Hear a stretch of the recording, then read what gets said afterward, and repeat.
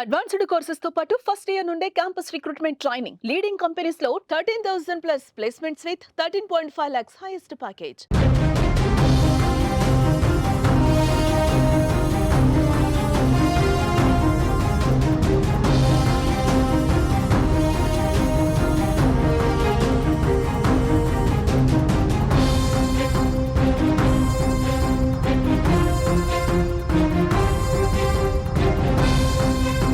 Breaking news చూస్తున్నాం.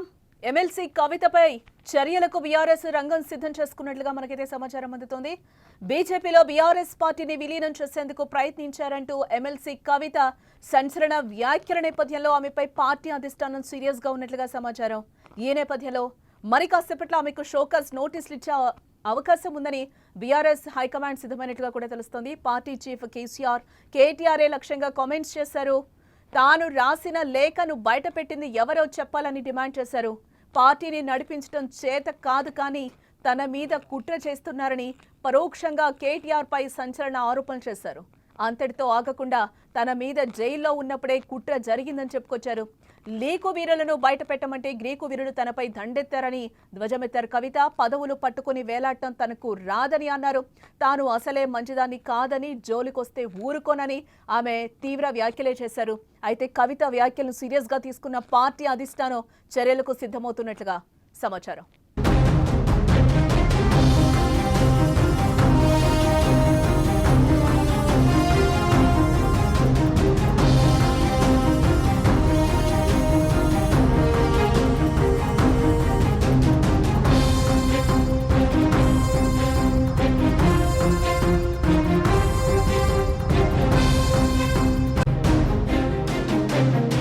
మరో breaking news చూస్తున్నాం. ఎమ్మెల్సీ కవితపై చర్యలకు బీఆర్ఎస్ రంగం సిద్ధం చేసుకున్నట్లుగా తెలుస్తుంది. బీజేపీలో బీఆర్ఎస్ పార్టీని విలీనం చేసేందుకు ప్రయత్నించారంటూ ఎమ్మెల్సీ కవిత సంచలన వ్యాఖ్యల నేపథ్యంలో ఆమె పార్టీ అధిష్టానం సీరియస్ గా ఉన్నట్లుగా అయితే సమాచారం అందుతుంది. ఈ నేపథ్యంలో మరి కాసేపట్లో ఆమెకి షోకాజ్ నోటీసులు ఇచ్చేందుకు బీఆర్ఎస్ హైకమాండ్ సిద్ధమైనట్లుగా తెలుస్తోంది. ఇక ఇదే అంశానికి సంబంధించి మరింత సమాచారాన్ని మా న్యూస్ ఎడిటర్ తిరుమల్ లైవ్ ద్వారా అందించే ప్రయత్నం చేస్తారు.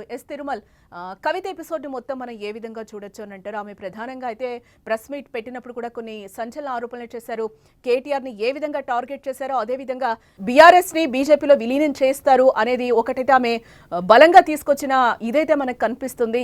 ఇంకాసేపటి ఆమెకి షోకాజ్ నోటీసులు ఇచ్చే అవకాశం కూడా కనిపిస్తుంది. ఏంటి ఇదంతా మనం ఏ విధంగా చూడాలి?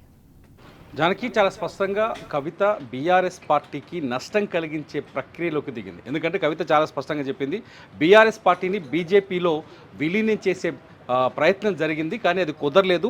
జైల్లో ఉన్నప్పుడు నేను అడ్డుకున్నానని చెప్పింది. ఇది పూర్తిగా పార్టీకి తీవ్రమైన నష్టాన్ని కలిగించే వ్యాఖ్యానం అవుతుంది కవిత చేసిన స్టేట్మెంట్. ఎందుకు కవిత కాకపోతే కవిత అనుకుంటుంది పార్టీలో నాకు ప్రాధాన్యత లేదు, నేను పార్టీలో ప్రాధాన్యమైన పదవిలో లేను, నాకు పార్టీ నన్ను పట్టించుకోవట్లేదు, నాకు సరైన గౌరవాన్ని గుర్తింపుని ఇవ్వట్లేదని చెప్పేసి కవిత చెప్తుంది. కానీ కవిత చేసిన ఈ వ్యాఖ్యలు చాలా స్పష్టంగా బీఆర్ఎస్ పార్టీకి తీవ్రమైన నష్టాన్ని కలిగిస్తాయి.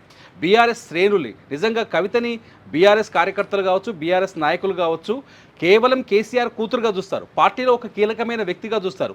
ఆమె ఎంపీగా పనిచేసినా, ఎమ్మెల్సీగా పనిచేసినా, ఆమెతో మాట్లాడితే కేసీఆర్తో మాట్లాడినట్టు అని ఇప్పటిదాకా చూస్తూ వచ్చారు. అందుకనే కవితని అక్క అని పిలుస్తారు. ఎంత పెద్ద లీడర్లైనా కవితని అక్క అని పిలుస్తారు. అటువంటి కవిత ఒక్కసారిగా విభేదించడం, పార్టీ పైన నేరుగా విమర్శలు చేయడం, తాను రాసిన లేఖ బయటకు రావడం, ఆ తర్వాత ఇవాళ పార్టీ వర్కింగ్ ప్రెసిడెంట్ కేటీఆర్ని నేరుగా విమర్శించడం.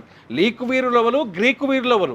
ఆ గ్రీకు వీరులు, లీకు వీరులు అనే పదం వెనుక చాలా పెద్ద అర్థం కనిపిస్తుంది. ఎందుకంటే కేటీఆర్ పైన ముఖ్యమంత్రి రేవంత్ రెడ్డి చాలాసార్లు చాలా ఆరోపణలు చేశారు. ఆ ఆరోపణలు అనేవి అతని వ్యక్తిగత క్యారెక్టర్కి సంబంధించినవి, అతని వ్యక్తిగతంగా టార్గెట్ చేసే విధంగా ఆరోపణలు చేశారు. ఈ గ్రీకు వీరుడు అనే పదం వాడటం వెనుక అర్థం అదే అనేది స్పష్టంగా అర్థమవుతుంది. ఎందుకంటే కవిత కేటీఆర్ని, అందుకని నేను అసలే మంచిదాన్ని కాదు, నాతో పెట్టుకోవద్దు, ఈ వార్నింగ్ కూడా ఇచ్చారు కేటీఆర్కి. సో ఇదంతా చూస్తుంటే నేను ఇంకా చాలా చేయబోతున్నాను అని చాలా స్పష్టంగా హెచ్చరికలు జారీ చేసింది. ఇప్పటికే బీజేపీతో పొత్తు పెట్టుకోనే ప్రయత్నం చేసింది బీఆర్ఎస్ అని చెప్తే క్యాడర్ చాలా బలహీన పడిపోద్ది, డౌన్ అయిపోద్ది నిజంగా. ఎందుకంటే క్యాడర్లో ఆత్మస్థైర్యం తగ్గిపోతుంది. అయ్యో, కేసీఆర్ కూడా పార్టీని బీజేపీలో విలీనం చేసే ప్రయత్నం చేశారా? కేసీఆర్ కూడా పార్టీని రాజకీయంగా ఎటువంటి నిర్ణయాలు తీసుకుంటారా?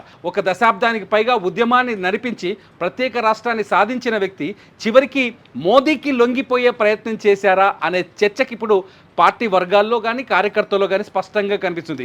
ఇది పార్టీ కార్యకర్తల్ని తీవ్రమైన ఆత్మన్యూన్యతా భావంలోకి లేకపోతే వాళ్ళ ఆత్మస్థైర్యాన్ని దెబ్బతీసే విధంగా ప్రజల్లోకి వెళ్తుంది. ఇది కవిత చేసిన ఈ వ్యాఖ్యలు కవిత ఒక నిమిషం ఈ వ్యాఖ్యలు పార్టీకి నష్టం కలిగిస్తాయి కాబట్టి ఖచ్చితంగా కవిత పైన ఇప్పుడు చర్యలు తీసుకోక తప్పదు. ఎందుకంటే ఖచ్చితంగా కవిత పైన చర్యలు తీసుకోవాలి, పార్టీకి నష్టం కలిగిస్తుంది. రెండో పాయింట్ వచ్చేసి కేటీఆర్ని నేరుగా విమర్శించడం. నేను కేటీఆర్ని వర్కింగ్ ప్రెసిడెంట్గా నేను భావించట్లేదు, ఆయన నేను అంగీకరించట్లేదు, నాకు నాయకుడు కేవలం కేసీఆర్ అని చెప్పడం. నిజానికి కేటీఆర్ని వర్కింగ్ ప్రెసిడెంట్గా చాలా పనులు చేస్తున్నారు, పార్టీకి సంబంధించిన కీలక నిర్ణయాలు తీసుకుంటున్నారు. పార్టీ రజతోత్సవ వేడుక వరకు మొన్న ఆయనే చేశారు. ప్రభుత్వం పైన ఎప్పటికప్పుడు రియాక్ట్ అవుతున్నారు, ప్రభుత్వాన్ని విమర్శిస్తున్నారు, ముఖ్యమంత్రి రేవంత్ రెడ్డిని టార్గెట్ చేస్తూ మాట్లాడుతున్నారు. ఇదంతా కేటీఆర్ పార్టీని భుజాన వేసుకొని ముందుకెళ్తున్నారు.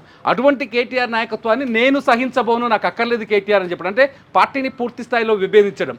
అంతేకాదు కేసీఆర్ పార్టీలో అంటే నాకు ఉన్నతమైన స్థానం లేదు, లేకపోతే ఈ లేఖను బయట పెట్టిందవరని ఎప్పుడైతే కవిత పార్టీని విమర్శించడం మొదలుపెట్టిందో పార్టీ కవితని కన్విన్స్ చేసే ప్రయత్నం చేసింది. పార్టీకి సంబంధించిన అది కేటీఆర్ పంపించారా లేకపోతే కేసీఆర్ పంపించారా, ఇద్దరు పార్టీ కీలక నేతల్ని కవిత ఇంటికి పంపించి కవితను కన్విన్స్ చేసే ప్రయత్నం చేశారు. అయినప్పటికీ కవిత వినకుండా ఇవాళ మళ్ళీ తిరిగి అటాక్ చేయడం. ఎందుకంటే పేపర్లలో వచ్చే వార్తలు రావచ్చు, ఎందుకంటే సోర్సులు అనేకం ఉంటాయి, పేపర్లు రకరకాల వార్తలు రాస్తున్నాయి. కవిత కాంగ్రెస్తో టచ్లో ఉందని, బీజేపీతో టచ్లో ఉందని రకరకాల వార్తలు రాస్తున్నాయి. సో ఈ నేపథ్యంలో కవిత నేరుగా ఇదంతా మా పార్టీయే చేయిస్తుంది అనే భావన కల్పించే విధంగా మాట్లాడింది. పార్టీ నా విషయంలో స్పందించట్లేదు, పెయిడ్ ఆర్టిస్టులను పెట్టి నన్ను నా పైన అటాక్ చేయిస్తున్నారు, పార్టీకి నాకు సానుభూతి చూపించట్లేదు, నా పైన పత్రికలు రాస్తున్న వార్తల్ని ఖండించకుండా పార్టీ నాయకులు నోరు మూసుకొని చూస్తున్నారు, ఇదంతా నన్ను కావాలని దెబ్బ కొడుతున్నారని పార్టీని కూడా చాలా అటాకింగ్ చేస్తూ వస్తున్నారు కవిత. ఇది కూడా పార్టీకి తీవ్రమైన నష్టం కలిగిస్తుంది. ఒక రకంగా చెప్పాలంటే కవితకి షోకాజ్ నోటీసులు ఇవ్వడానికి చాలా పార్టీ సిద్ధమవుతుందని చెప్పాలి. ఎందుకంటే ఈ కవిత చేస్తున్న ఆరోపణలపైన పార్టీ ఏదో రకంగా సమాధానపరచాలి, లేకపోతే సమాధానం చెప్పాలి, లేదంటే కవితని కన్విన్స్ చేయాలి, లేకపోతే కవిత ప్రెస్ మీడియాకి సమాచారం ఇవ్వకుండా లేకపోతే ఇటువంటి సిచ్యువేషన్ అంటే ఇప్పుడున్న గ్యాప్ని పెద్ద చేయకుండా కంట్రోల్ చేసే ప్రయత్నం చేయాలి. ఇవన్నీ చేస్తే లేదు బీఆర్ఎస్ పార్టీ చాలా స్పష్టంగా వేచి చూస్తుంది. చాలాసార్లు అంటుంటారు కేసీఆర్ మౌనంగా ఉండడం కూడా ఒక వ్యూహం అని. కేసీఆర్ ఇప్పుడు మౌనంగానే ఉన్నారు, చాలా మౌనంగా జరుగుతున్న పరిస్థితులన్నీ పరిశీలిస్తున్నారు. ఈ మౌనం వెనుక ఒక అర్థం ఉండొచ్చు, కవిత ఇంకొంచెం పెద్దగా కావడం వల్ల కవితని పార్టీ నుంచి బయటికి పంపించేయాలని ఆలోచన చేయడం. ఇవాళ కవిత కూడా అన్నారు నన్ను పార్టీ నుంచి బయటికి పంపించే కుట్ర జరుగుతోంది అని చెప్పేసి. కేసీఆర్ కానీ పార్టీ శ్రేణులు కానీ పార్టీ నాయకులు కానీ మౌనంగా ఉండటం అంటే ఖచ్చితంగా కవితకి నోటీసులు ఇచ్చి లేకపోతే కవిత నుంచి సమాధానం తీసుకోవడమా లేకపోతే కవిత పైన చర్యలు తీసుకోవడమా మనం చూడొచ్చు. షోకాజ్ నోటీస్ అంటే ఖచ్చితంగా తగిన ఆ నోటీస్కి వచ్చే సమాధానం సంతృప్తికరంగా లేకపోతే ఆటోమేటిక్గా చర్యలు తీసుకుంటారు. చర్యలు తీసుకుంటే కవిత పార్టీ నుంచి బయటికి రావచ్చు కూడా. ఇదంతా చూస్తుంటే ఒక పెద్ద పరిణామం బీఆర్ఎస్ పార్టీలో ఒక పెద్ద పరిణామం జరగబోతుంది అనేది మనకు అర్థమవుతుంది. ఖచ్చితంగా ఇటు బీజేపీ నేతలు కూడా కవిత వ్యాఖ్యల తర్వాత కొందరు రాజాసింగ్ లాంటి వ్యక్తి నేతలు స్పందించారు. రాజాసింగ్ అంటున్నారు ఇటు బీజేపీ పైన కూడా ఆరోపణలు చేస్తారు. బీజేపీలో కూడా కొంత తెలంగాణ బీజేపీలో కూడా అంతర్గత విభేదాలు కనిపిస్తున్నాయి. రాజాసింగ్ అంటారు మా పార్టీ నేతలతో బీజేపీకి బీఆర్ఎస్కి సంబంధాలు ఉన్నాయి, బీఆర్ఎస్ ఎక్కడ చెప్తే మా పార్టీ నేతలు అక్కడే పోటీ చేస్తారు, బీఆర్ఎస్ నేతలు చెప్పిన వ్యక్తులనే ఎన్నికల బరిలోకి దిస్తారని కవిత కూడా అదే విషయం చెప్తుంది. చాలా స్పష్టంగా ఒక 5 పాయింట్లను తెరపైకి తెస్తున్నారు. ఒకటి, బండి సంజయ్ నాయకత్వాన్ని ఎందుకు మార్చారు అనే విషయాన్ని కవిత అంతర్గతంగా టచ్ చేస్తున్నట్టు చూస్తుంది. ఎన్నికలకు ముందు బండి సంజయ్ నాయకత్వాన్ని బీజేపీ నాయకత్వాన్ని మార్చడం వెనుక ఖచ్చితంగా కేసీఆర్ మతలబు ఉంది బీజేపీ అధిష్టానంతో అనేది ఒకటి. రెండోది వచ్చేసి ఎంపీ ఎలక్షన్స్లో ఎందుకు బలహీనమైన బీఆర్ఎస్ నాయకుల్ని పోటీలో పెట్టారు, బీజేపీ నేతల్ని గెలిపించే వాళ్ళు అనుకున్న బీజేపీ నాయకుల్ని గెలిపించే ప్రయత్నం చేశారు కాబట్టి వాళ్ళు అనుకున్న బీజేపీ నాయకులు ఎంపీలుగా గెలవాలి కాబట్టి బలహీనమైన అభ్యర్థులు పెట్టారని చెప్పేసి రెండో పాయింట్ తీసుకొస్తున్నారు. మూడో పాయింట్ ఏం చెప్తున్నారు కవిత, ఎమ్మెల్సీ ఎన్నికల్లో మొన్న ఉత్తర తెలంగాణలో జరిగిన ఎమ్మెల్సీ ఎన్నికల్లో ఎందుకు అభ్యర్థుల్ని బరిలోకి దించలేదు, ఎందుకంటే పూర్తి స్థాయిలో ఎమ్మెల్సీ ఎన్నికలకి బీఆర్ఎస్ దూరమైంది. నిజానికి కరీంనగర్ బీఆర్ఎస్ అడ్డా, బీఆర్ఎస్ అసలు తెలంగాణ నినాదం పుట్టింది కరీంనగర్లో, కరీంనగర్ గడ్డ మీద నుంచే తెలంగాణ ఉద్యమం ఈ రాష్ట్రం విస్తరించింది, తెలంగాణ ఉద్యమం మొదలైంది. అటువంటి కరీంనగర్లో ఎమ్మెల్సీ ఎన్నికల్లో పోటీ చేయకపోవడానికి కారణం ఏంటి, ఇది బీజేపీతో లోపాయికార ఒప్పందం కాదా అని చెప్పేసి అనుకోవడం. మూడోది వచ్చేసి అదానీ అంశంలో కేటీఆర్ చాలా ఫోకస్ చేశారు, ముఖ్యమంత్రి రేవంత్ రెడ్డిని టార్గెట్ చేస్తూ అదానీ అంశంలో చాలా పెద్ద ఫోకస్ చేశారు. రేవంత్ రెడ్డి ప్రతి చోట అదానికి రేవంత్ రెడ్డికి సంబంధాలు ఉన్నాయి, డబ్బులు తీసుకున్నారు, రకరకాల ఆరోపణలు చేశారు. అయితే ఈ అదానీ రాహుల్ గాంధీకి దగ్గర కాబట్టి బీజేపీ అధిష్టానం ఆదేశాలతో ఇదంతా జరిగిందని ఒక చర్చ కూడా జరిగింది. ఇట్లా రకరకాల పాయింట్స్ని తీసుకొస్తుంది కవిత. ఇదంతా ఇప్పుడు చర్చకు వస్తుంది. గతంలో జరిగిన చర్చలకి ఇప్పుడు కవిత చేస్తున్న ఆరోపణలకి ఈక్వేషన్ అంటే అన్ని సమాంతరం కనిపించడం ఒకే విధంగా ఉండడం చూస్తే ఖచ్చితంగా బీఆర్ఎస్ నిజంగానే బీజేపీలో విలీనం చేయబోయే ప్రయత్నం జరిగిందని ఒక ఆసక్తికరమైన అంశం అయితే తెరకొస్తుంది. ఇవన్నీ కవిత చేసిన ప్రతి వ్యాఖ్య పార్టీకి వ్యతిరేకంగా ఉండడం, పార్టీకి నష్టం కలిగించే విధంగా ఉండడం, కార్యకర్తలు ఆత్మస్థైర్యాన్ని కోల్పోయే విధంగా చేయడం, ఇవన్నీ చూస్తుంటే ఖచ్చితంగా కవితకి బీఆర్ఎస్ నుంచి షోకాజ్ నోటీస్ వస్తాయని తెలుస్తుంది. ఇప్పటికే నోటీసులు ఇస్తారనే చర్చ కూడా నడుస్తోంది. కొంత లీకులు కూడా బయటకు వస్తున్నాయి. ఒకవేళ షోకాజ్ నోటీసులు వస్తే కవిత పైన కఠిన చర్యలు తీసుకునే అవకాశాలు అయితే కనిపిస్తున్నాయి. జానకి అంటే తిరుమల మరి షోకాజ్ నోటీసులకి ఒకవేళ ఇస్తే గనక బీఆర్ఎస్ పార్టీ మరి కవిత ఏమైనా స్పందించే అవకాశం కనిపిస్తుంది అనుకుంటారా? కవిత కూడా కోరుకుంటుంది అంతే, పార్టీ ఏదో రకంగా స్పందించాలని కోరుకుంటుంది కవిత. పార్టీ ఇంతవరకు స్పందించట్లేదు. ఒకటి, తన పైన వస్తున్న ఆరోపణలు కానీ తన పైన వస్తున్న వార్తలు కానీ పార్టీ అధికారికంగా ఖండించి ఉంటే పార్టీలో తను ఉండడానికి అవకాశం ఉన్నట్టు, పార్టీ తనను గౌరవిస్తున్నట్టు భావించడం. రెండోది వచ్చేసి తను పార్టీకి అధినేతను కలవడానికి దాదాపుగా 3 రోజులుగా ప్రయత్నం చేస్తుంది. 24వ తేదీ నుంచి ఇవాళ వరకు కంటిన్యూగా ప్రయత్నం చేస్తుంది. కానీ కేసీఆర్ ఫామ్ హౌస్లోకి ఆమెకు నో ఎంట్రీ అనే ఒక చర్చ జరుగుతుంది. సో పార్టీ అధిష్టానం తనతో మాట్లాడడానికి ఇష్టం లేదు కాబట్టి పార్టీ ఏదో రకంగా స్పందించాలి. మూడోది వచ్చేసి నేను చేస్తున్న ఆరోపణలకైనా పార్టీ నుంచి ఏదైనా ఒక విమర్శ రావాలి, లేకపోతే సమాధానమైనా రావాలి అనుకుంటుంది. అది కూడా రావట్లేదు, మౌనంగా ఉండటం. ఇదంతా చూస్తుంటే ఖచ్చితంగా కవిత షోకాజ్ నోటీసులు వచ్చిన తర్వాత తన పూర్తి స్థాయి ఎజెండాని బయట పెట్టే అవకాశం కనిపిస్తుంది. పార్టీ అధిష్టానం పైన బయటకు వచ్చి మీడియాతో కూడా మాట్లాడొచ్చు. చాలా స్పష్టంగా క్లిస్టర్ క్లియర్గా అందరికీ అర్థమయ్యేటట్టు మాట్లాడొచ్చు. ఖచ్చితంగా పార్టీని ఇంకా కొన్ని రకాలుగా ప్రశ్నించే అవకాశం ఉంది. ఖచ్చితంగా కవిత తన నిర్ణయాన్ని కూడా ప్రకటించే అవకాశం అయితే స్పష్టంగా కనిపిస్తుంది. జనకి అంటే కేటీఆర్ ప్రెసిడెంట్గా ఉంటే పార్టీకి ఆయన పనులు ఆయన చేసుకుంటారు, పార్టీలో నేను కూడా సమన్యాయం పోషిస్తున్నాను, అంటే పార్టీకి కూడా నేను సపోర్ట్ చేస్తున్నాను అని కూడా అన్నారు. నేను పార్టీలో ఉండి నేను పోరాడతాను, బయటకు వెళ్ళే ప్రసక్తి లేదు అనేది కూడా ఆమె చెప్పిన సందర్భం మనకు కనిపిస్తోంది.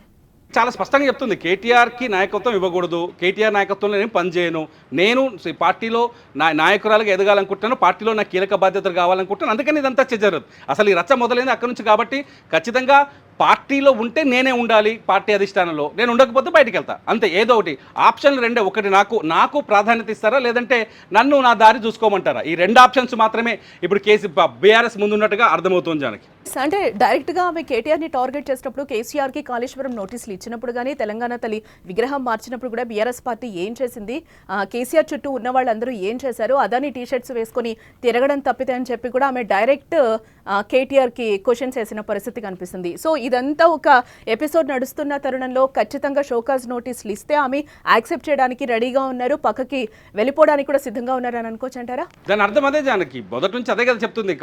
చాలా స్పష్టంగా పార్టీ ఏ విధంగా స్పందిస్తుందని కవిత ఎదురు చూస్తుంది. పార్టీ పైన ఇంకొన్ని విమర్శలు చేసే అవకాశం ఉంది. ఏదేమైనా కవిత పార్టీతో అటో ఇటో తేల్చుకునే ప్రయత్నంలో ఉందనేది మాత్రం మాకు స్పష్టంగా అర్థమవుతుంది. అప్డేట్ తిరుమల్. ఎస్ సార్, టోటల్గా ఎమ్మెల్సీ కవితపై చర్యలకు బీఆర్ఎస్ రంగం సిద్ధం చేసుకున్నట్లుగా తెలుస్తోంది.